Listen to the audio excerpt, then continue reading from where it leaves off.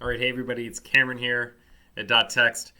It's the holiday season, and if you're anything like me, you are probably a terrible gift giver.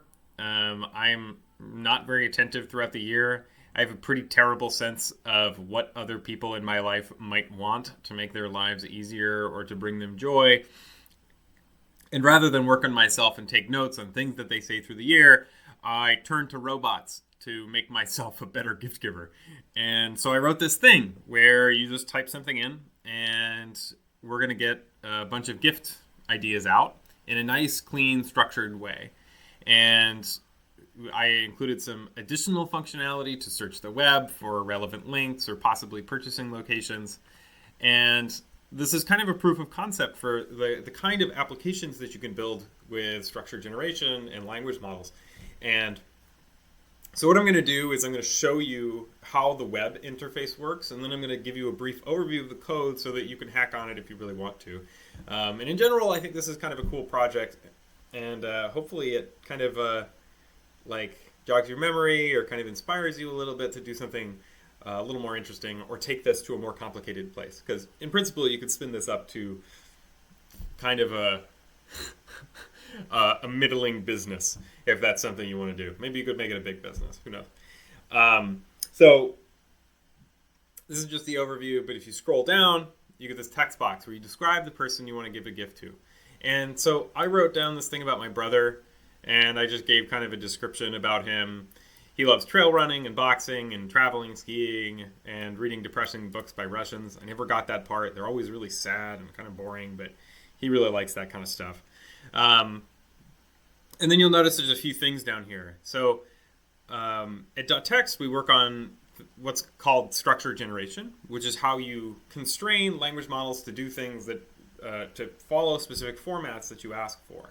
And what that means for us is we can actually limit the number of gift ideas that the model generates. And so I included a brief example of how to do this inside of the code base. And so you can specify like one gift. If you do this, if you set the minimum and the maximum to 1, then you'll get exactly one gift. But I'm going to let the model choose between 1 and 5 gift ideas. And then you'll notice this checkbox here for enabling web search. And basically what this does is there's a really cool service called Exa. You can go to their website, exa.ai. And it's basically this kind of web scale semantic search platform. And I'm going to have my model on the back end generate search queries. Every time it gives a gift idea, it'll produce a search query, and we'll pass that to Exa. And we can use that to provide links to the user when they see the gift ideas about things that they should look up or click into. There's a little checkbox, there's a little text box here to enter your API key. Don't worry about this. If you're hosting this locally, that's on the client side. It's that's on your kind of Python server, so it's okay to send in there. I have it stored in the Exa API key environment variable, so I don't need to enter it. But all we need to do is press generate gift ideas. But before we do that, I included this little thing here at the bottom that tells you what model is currently loaded. So we're actually going to use the Hugging Face Small LM2 1.7b model. This is actually, these models are great. They work really well. They're super small, and they're great for testing. And in this case, they actually do a pretty good job at working with the prompts that I've given it. So I'm going to click Generate Gift Ideas. And we're going to get this thinking page here. And it's going to take a second, right? Because these are language models. I'm running it on my desktop. I don't have like 8 H100s, so it's going to take a minute. So while that's happening, I'm going to go check out Cursor, where I have all my code here. And I'm going to walk you through kind of the core basics of what's going on here. So we're going to do let me make this bigger for everybody. We're going to do our standard imports. I'm going to skip over some stuff that's not too important. There's like a few model options that I include here. If you're debugging something or you just want to spin up the model or you don't have a giant GPU, I recommend using the 135 million parameter model. That's tiny. Most systems can run this even on a CPU. And we go all the way up to Llama 3.3 70B. The 70B is a really highly performing model. So if you want to use something like that and you can run it, give it a shot. But for now, we're just going to start with the 1.7b model. There's some stuff in here for logging. If you want some logging, this will all get dumped out to flaskapp.log and gifting.log in case you want that stuff. But I included a logger in case you need that. And then next we're actually going to define, as we normally do when we work with outlines, we're going to define the structure that determines what the model is going to output. What is a gift in this case? And like, what are the things where the user provides a description? What is the thing that they expect us to get back? They expect to get back from the language model. And so first I'm going to do something called a gift type. And this is a simple enumerated string type. You know, book, toy, home decor, food and drink, arts and crafts, etc. And so when the language model sees this, it's going to have to pick from one of these. It's not allowed to generate anything other than what's in this enum set. So it has to pick jewelry, games, travel, other, etc. Okay. And then I have this gift class. So here, let me zoom in a little more so I can see it. And a gift has a gift type. And remember, that's this enum that we defined here, book, toy, clothing, etc. And then a gift has a name. So, you know, whatever the natural language description of this gift is, and then some description. I ask the model to provide a reason. Why did the model offer this gift to this individual? And then because I'm really lazy, I ask the model to write me a card, a message to put on the Christmas card, or holiday card, or birthday card, or whatever. Because I'm really lazy, I'm not a good thinker, and I'm not particularly conscientious, so I'm going to ask the robot to write it for me as well. And then at the end here, I'm actually going to ask it for a search query. And the search query is the thing that the language model will provide after printing out the entire gift that says, hey, what should I search for more to find out additional information about this? And so what we end up, and then an additional thing that I do is I define a method on top of gift that just looks for the search query, passes it to Exa, and then returns it to the caller. So we'll look into that in just a second, but that's the part that searches Exa given whatever the model printed, whatever query the model decided to generate for us. This part here is a new pattern. You probably haven't seen this if you're working with outlines or structure generation in general, but we have this issue where if you want to change the limitations, the shape of your data dynamically, in this case, we actually provided maximum gift ideas and minimum gift ideas, right? Those were options on the web interface. That actually requires you changing the fundamentals of the class, the actual strong typing. All we're doing here is actually manipulating a JSON schema, but providing this dynamic gift ideas class uses this create model method inside of Pydantic to reconstrain the gift list to some particular size. So dynamic gift ideas, when we call that, we're going to give it a max gift ideas, a minimum gift ideas, and then we're going to get a Pydantic model, a dynamically created Pydantic model back that contains a description of the person. The language model will generate that. Gift reasoning, so it'll think a little bit about the type, like it'll reason a little bit ahead of time about the types of gifts that the individual might like. And then last, we're going to have gift ideas. That's just going to be a list of these gift classes that we just defined up here, right? Gift type, name, description, reason, etc. And then we're going to have a field. And a field here on the second part of this tuple basically says it can be only between max length and minimum length, so that the model, when it sees this, it can only generate a list of gifts between minimum length and maximum length. It cannot deviate from that because we're using outlines.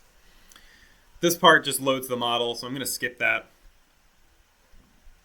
I have a templating function that adds system prompts and instruction tokens. Don't have to worry about that too much. This is kind of boilerplate code. But you can check it out in the repo if you need to. And then I have this generate gift ideas function, which takes a person description. That's the user input. In this case, it's my brother. And then minimum ideas and maximum ideas. And then I'm going to dynamically create this class, right? So the person has called generate gift ideas. At that time, they've given us max ideas and min ideas. I'm going to call dynamic gift ideas to dynamically create a Pydantic class that is constrained to be between with minimum gift ideas and maximum gift ideas. And then I'm going to use outlines here to construct a function, gift ideator. Gift ideator is a new function that will accept some prompt, a string. It'll use whatever our model is to do this. In this case, it's small lm 1.7b. And then we're going to ask it to give us constrained gift ideas. This is a class. So gift ideator will always return something of this type. Okay. Then I'm going to load my prompt template. And one thing that we're starting to recommend when we're doing AI engineering type things, whatever that term means, is we actually put all of our prompts inside of a prompts folder. And the reason for doing this is there's a few reasons to do this. One is that you can hot reload your prompt. While your program's running, you can actually change the prompt underneath without having to redo the program if your prompts are hard-coded. The additional benefit is that it's version controlled, it goes into Git, and it's really easy to write. So I have that open here. This is my prompt. It's relatively long, but I kind of give it a general overview of the steps, and you can see that I'm using curly braces here to denote where a variable should go. And then I outline just kind of the fields that it's going to provide. This is the user input. This is the schema, the JSON schema that it's expected to respond with, and then I ask it to begin. And then we're going to format that prompt. We're going to take the variables we have accessible, such as the user input and our schema, and then the minimum ideas and max ideas. Those will all make it into the prompt, and person description will replace input in this prompt template. Okay, so nothing too complicated there. And then we're just going to pass it to the language model. This is all you need for outlines. This is all the only thing really that goes to the language model. And you'll note that almost all of the code here has nothing to do with the language model. It's just about designing the simple application. So we're going to template our code, and then we're going to do a gift ideator, and ideas here will return a constrained gift ideas. Okay? And then we have some main code here in case you want to run it in the command line. The only thing I want to note here at the end is if you run it in the command line, you can actually save it to disk, because the gift ideas is actually just model. It's a Pydantic model, which means you can write it to JSON. Everything that this generates is just JSON under the hood. You can inject it into a database, you can store it for personal use, you can do whatever you want with it. And so this should show you that you can take this web app, take the output, put it wherever you want. It's not just contained to this, it's just core, well formatted data that you can put anywhere. Okay? I'm not going to go too far into the web app, just because this is not a web app overview kind of thing, but this is just a really simple Flask app. You'll note I've put all of my HTML templates in here, so this is kind of standard Flask app stuff that you don't need to worry about too much. But gifting web is the part that actually builds the web interface on top of the underlying application logic for generating gift ideas. All right. The only thing here that I will point out is when we do the search for each gift. So remember here, gift, this gift thing that we get out is actually going to be of type an object of the gift type. And remember, the language model, when it generates a gift, it'll also provide a search query. And then if you do this search method on the gift that you're looking at, it will return a bunch of search results from Exa that uses whatever the search query is. And so this code here, all it'll do is it'll extract the information. It'll pass that information to our template, and we'll see the title of the search result, an AI-generated highlight that you get from Exa, and then a link to whatever that search result is. Okay, so once this finishes running, we're going to get a recommendations page. And I changed it to use Llama 3.1 8B, the Hermes 3 model, just because it gives better results. But the first thing I printed out here is the person description. This is the user's input. And everything you see here, except for this, came from the language model. I was able to put it into very specific boxes because I knew that the output would be what I specified because I'm using outlines in structure generation. No more weird formatting or anything like that. I can put it into exact boxes. I can build very specific applications with it. So the first thing I'm going to get is, based on my brother's interests in trail running, boxing, traveling, etc., I've generated a list of 5 gift ideas. This is not really good reasoning. Part of this is because the early Llama models are not actually that good at reasoning tasks. Some of the newer models and other produced by other companies or other groups are actually much better at reasoning. So I'm not terribly surprised that this is like not very useful. So it gives me, this system includes high quality trail running shoes, hydration pack, and a training plan. So this is kind of like a collection of items that we want to send to my brother. So it'll give us a card message. I hope this gift simulates your passion for trail running, encourages you to explore new trails, blah, blah, blah. This is kind of boring. I don't know that I would write it on his card. We mostly just kind of insult each other. But here's the stuff that Exa returns to us. Basically gives us some stuff related to running this beginner bootcamp. It'll give us this link, for example, to whatever this page is. Gift Yourself Outside Plus. This is women's running on like how to get started. So this is information more about general information. Some of the other stuff is a Fitbit Versa 2. This is actually a smartwatch. This is actually a pretty good gift idea. He actually uses the Coros watches, but this is fine. And here it actually gives us the, it looks like it gives us a link to purchase it. Now it's $100. Previously it was $150. So Exa was able to actually give us a link to a place where we can buy it.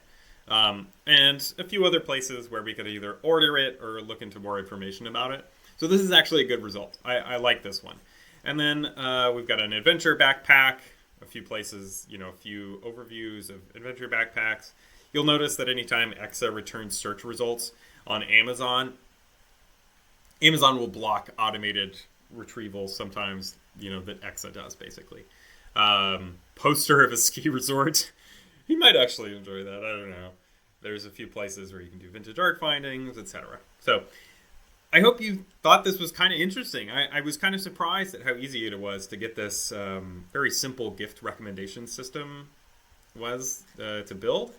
And I was really amazed at how predictable I could make everything.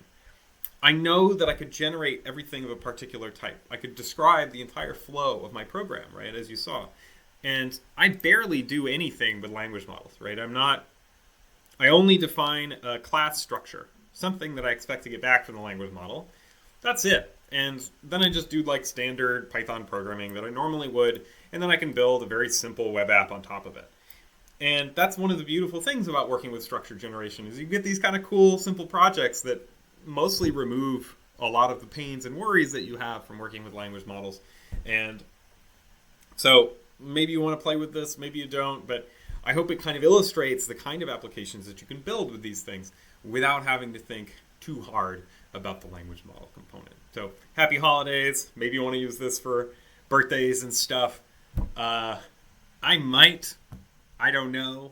Some of those card messages were a little hokey. I might have to go up to Llama 405B to get good results. But, yeah, so I thought it was cool. But everyone have a lovely day, a lovely weekend, lovely month, pretty good year, and an excellent decade. So thanks very much.